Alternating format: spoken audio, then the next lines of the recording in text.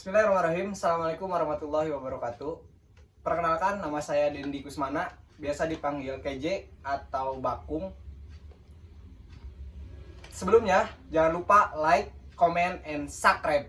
Subscribe anjing. Subscribe.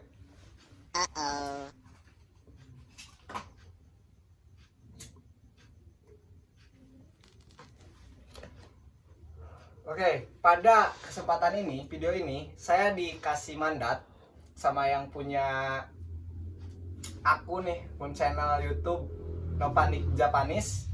Wow! Membahas atau sedikit mereview mengenai buku yang telah selesai saya baca. Kebetulan saya sudah selesai membaca tentang catatan seorang demonstran, tapi kemudian di sini saya tidak akan terlalu fokus terhadap catatan seorang demonstrannya, namun kepada tokoh atau sosok Suhokgi, yang mana Suhokgi ini menjadi salah satu figur atau tokoh dalam gerakan menggulingkan rezim Orde Lama pada saat itu. Namun sebelum berbicara lebih runtut tentang pemuda yang bernama Suhokgi ini, kita harus bisa memandang historis primordial yang paling dasar gerakan-gerakan pemuda di Indonesia sendiri. Kita bisa lihat sebelum pra kemerdekaan ya, di pra kemerdekaan ada yang namanya Budi Utomo, di mana Budi Utomo itu kan memperjuangkan hak-hak pribumi ya sebelum kemerdekaan itu. Kemudian di mempersiapkan kemerdekaan tuh pemuda-pemuda punya spirit lebih dibanding generasi tua pada saat itu. Terbukti ketika penculikan Soekarno tuh, tragedi Rengas Dengklok. Sebenarnya menurut saya pribadi itu adalah suatu rekayasa sosial di mana memang dibutuhkan peran-peran pemuda pada saat itu yang gairah atau semangatnya sedang bergelora untuk menuju kemerdekaan. Kalau tadi Budi Utomo ya, gerakan Budi Utomo itu organisasinya belum belum mempunyai cita-cita untuk kemerdekaan, tapi memperjuangkan hak-hak pribumi. Nah, setelah tahun 45 itu baru sudah membicarakan tentang kemerdekaan. Bagaimana dari saat dulu sampai sekarang pemuda-pemuda memang mempunyai spirit atau semangat yang bergelora begitu. Tapi yang harus kita lihat, siapa pemuda-pemuda yang mempunyai spirit geloranya dengan batasan yang sejauh-jauhnya. Nah, setelah tadi persiapan kemerdekaan ya, terus pra kemerdekaan, setelah kemerdekaan, pemuda-pemuda juga punya peran penting dalam kehidupan berbangsa dan bernegara. Kita ambil penggulingan Orde Lama ya, angkatan 66, yang mana pada saat itu tadi setelah saya pribadi sudah sebutkan ya, sosok salah satu figur, mungkin banyak nanti yang bakal saya sebutkan, cuma yang lebih terfokusnya kepada Suhokgi sendiri, di mana Suhokgi dilahirkan dari peranakan Tionghoa, tapi kecintaannya terhadap tanah air Indonesia tak dapat diragukan lagi. Suhokgi yang lahir pada tanggal 17 Desember 1942 tuh, dimana dilahirkan setelah kemerdekaan. Terus peranakan Tiongkok juga, bukan asli atau pribumi dari bangsa Indonesia, dari tanah air Indonesia. Kemudian Suhokgi tumbuh dan berkembang di lingkungan yang mana punya stimulus dalam pemikirannya. Kita bisa lihat di buku ini dijelaskan bahwa ketika masih menjadi pelajar SMA, beliau sudah berani mengkritisi gurunya, dalam bukan artian benci, tapi dalam artian punya kehausan akan ilmu. Nah, kenapa beliau dari SMA-nya, dari masa pelajarnya ya, sudah mempunyai jiwa-jiwa kritis, bersikap kritis, pemikirannya sudah di luar batas-batas teman sebayanya. Kita bisa lihat bahwa si ayahnya itu adalah seorang penulis Sulipet ya, gak tahu dibacanya apalah, Sulipit gitu. Tuh peranakan Tionghoa, seorang penulis yang mana pastinya seorang penulis banyak buku-buku di rumahnya. Nah itu menurut saya pribadi menjadi stimulus terhadap perkembangan pemikiran dari Suhoki sendiri.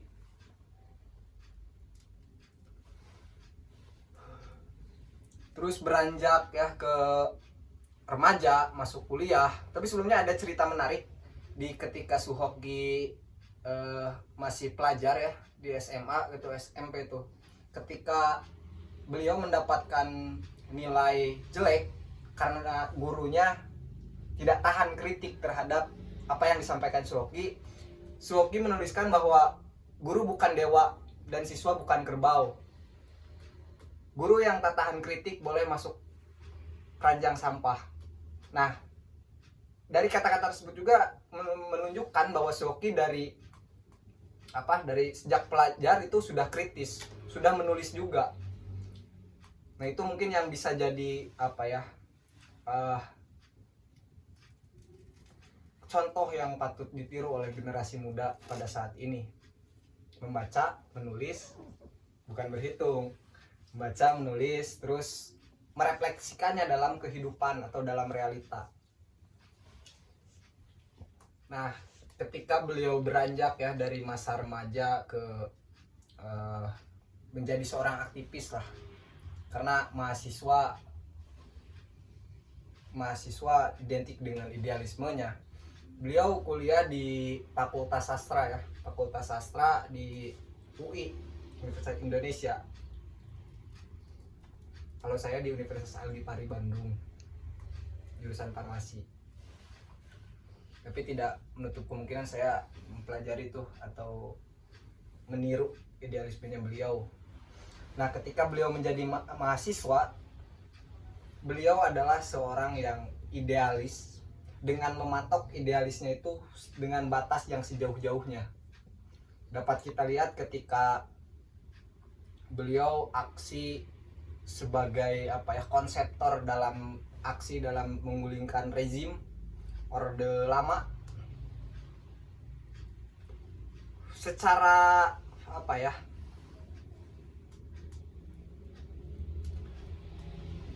secara individunya sebenarnya beliau tidak terlalu menyukai apa itu politik. Dapat kita lihat dari kata-kata beliau yang menyebutkan bahwa politik adalah lampu-lampu kotor.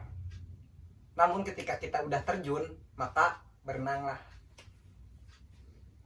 Dalam artian beliau memang secara individu itu tidak terlalu menyukai, tapi ketika itu memang dibutuhkan, ketika itu memang menjadi sangat genting itu keadaan negara tuh, beliau mau tidak mau terjun dalam dunia perpolitikan. Tapi bukan berarti jadi terhegemoni dalam politik praktis. Beliau juga menjadi konseptor dalam kegiatan-kegiatan aksi.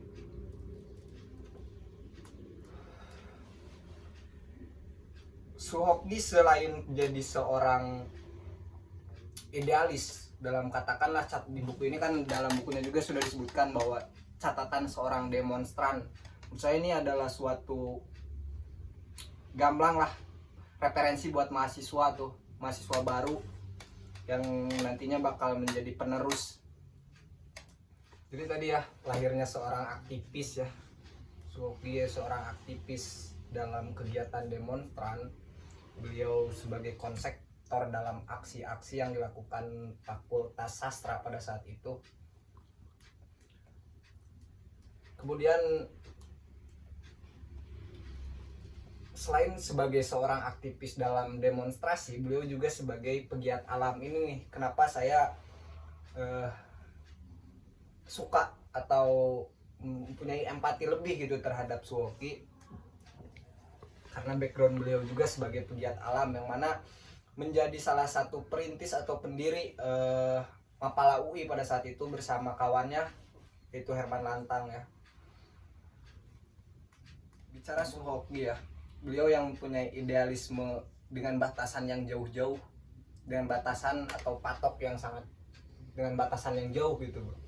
kita bisa lihat ketika setelah lulus dalam dunia perkuliahan, beliau masih memegang idealisme ketika menjadi mahasiswa. Inilah yang seharusnya sebagai seorang mahasiswa ya, dari berbagai generasi harus meniru nih idealisme ini yang dipatoknya sejauh-jauhnya. Kalau istilah sobat saya si Kobok bilang idealisme mati ketika kita mati. Itulah yang memang sulit juga, patut kita tiru nih.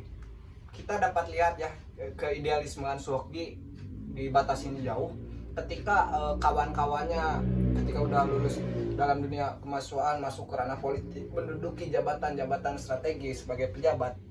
Beliau tidak mudah terhegemoni dalam keadaan tersebut. Beliau tetap mencintai tanah air dengan caranya sendiri. Nah, ini juga dapat kita simpulkan bahwa mencintai tanah air itu beragam cara. Bisa dengan bersama-sama, bisa dengan individu, bisa dari mulai dengan cara yang menduduki kekuasaan, bisa dari apapun itu. Nah, pada saat Suhokgi itu ingat saya kata-kata Suhokgi yang bilang bahwa mencintai tanah air itu harus mengenal objeknya secara dekat.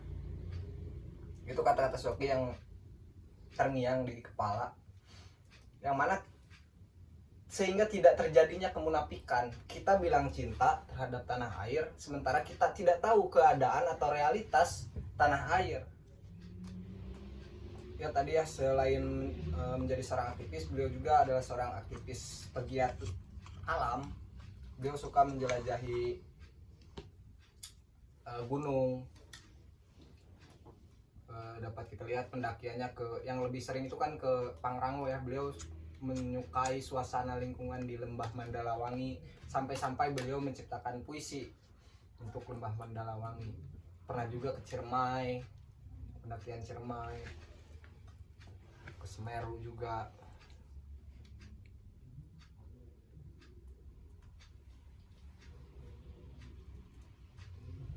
Di buku ini juga dijelaskan bahwa ketika sudah turunnya Orde Lama, rezim Orde Lama tuh turun, kan yang naik tuh Orde Baru tuh dari tentara ya, tentara. Beliau juga tidak menyangka bahwa yang bakal menguasai kekuasaan negara itu adalah tentara pada saat itu. Dan beliau dengan idealismenya, beliau bisa mempertahankan idealismenya dengan tetap mengkritisi pemerintahan atau dewan-dewan atau bahkan temannya sendiri yang duduk di pemerintahan. Ada suatu kejadian yang menurut saya menggelitik tuh, ketika Suhokgi mengirimkan alat kecantikan ke kawannya yang duduk di kursi pemerintahan atau dewan pada saat itu. Menurut saya Suhokgi adalah orang yang berani ya, idealismenya berani dengan kebenaran, dengan yang menjunjung tinggi kemanusiaan, dimana dalam buku ini diceritakan bahwa beliau miris melihat suasana istana bisa tertawa, di istana bisa tertawa sementara di luar istana masih ada orang yang kelaparan, masih ada pengemis jalanan. Itu yang menjadi mengetuk lah, istilahnya mengetuk pintu hatinya untuk memperjuangkan hak-hak kaum tertindas lah istilahnya. Nah, dengan keidealismean Suhokgi ya yang berani, dalam artian berani menentang kebatilan lah istilahnya, beliau menjadi menjadi istilahnya dijauhi oleh teman-temannya yang mulai tidak sepaham atau tidak sepemikiran dengan beliau. Namun beliau tetap memperkukuh ya idealismenya,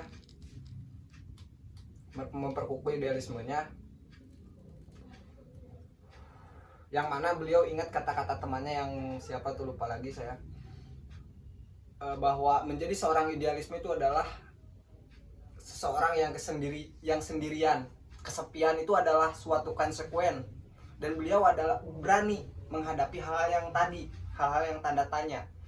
Dapat kita lihat dalam romantisme kisah cintanya beliau bahwa orang tua perempuan ya yang pernah atau sempat dekat dengan beliau itu sangat menyukai sosok Suhoki sebagai idealis, sebagai pemberani, namun tidak tidak merestui lah, kalau istilah saya tidak merestui kalau si sang perempuan tersebut bersama Suhoki, karena rawan lah kalau bersama Suhoki istilahnya seperti itu. Mungkin itulah sedikit pandangan mengenai sosok atau figur Suhoki pada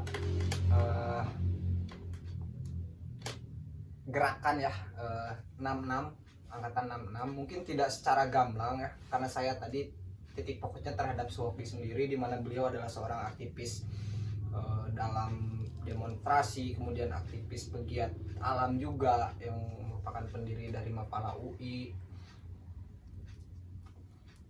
Tapi idealisme dengan batas sejauh-jauhnya itu tidak dibarengi dengan usia beliau. Beliau kan mati dalam usia berapa ya, 27 kalau nggak salah, pada 16 Desember 1969. Pada saat itu ketika pendakian Gunung Semeru bersama kawan-kawannya di Mapala UI bersama Herman Lantang pada saat itu. Namun menurut saya pribadi beliau bahagia ketika mati muda, karena ada catatan beliau yang menyebutkan bahwa beliau menyukai kata-kata filsuf Yunani itu yang bunyinya berbahagialah kalian yang tidak dilahirkan ya. Yang kedua, dilahirkan tapi mati muda. Yang paling sial itu adalah berumur tua. Menurut saya maknanya itu dalam sekali mengenai apa isi dari kata-kata tersebut, dimana benar setelah kematian beliau pun bahkan membuat kaget seorang kakak beliau ya, yaitu Arif Budiman, yang mana tidak mengetahui bahwa Suhoki ini gak kepikiran bahwa Suhoki itu terkenal gitu di lingkungan di Indonesia ini. Suhoki ya selain tadi dengan aksinya sebagai konseptor, beliau juga adalah seorang penulis, mana tulisan-tulisannya mengkritik yang sangat seksi itu bagi pemerintahan. Bisa dijadikan ini juga contoh bagi kita mahasiswa, hidup mahasiswa.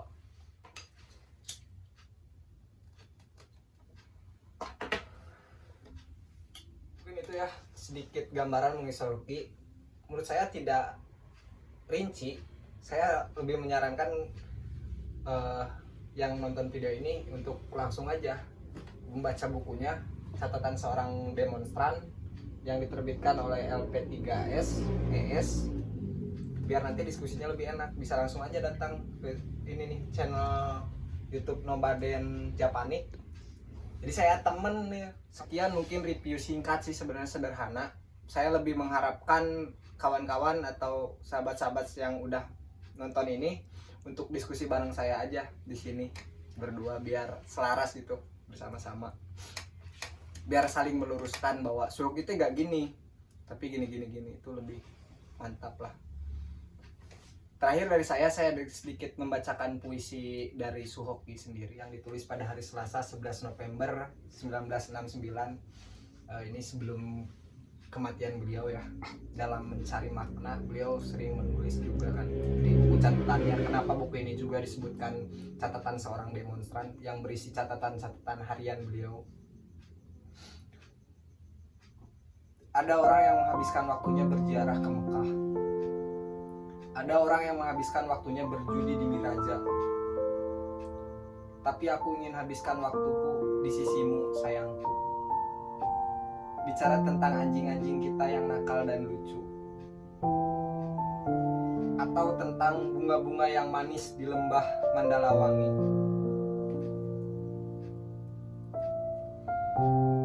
Ada serdadu-serdadu Amerika yang mati kena bom di danau.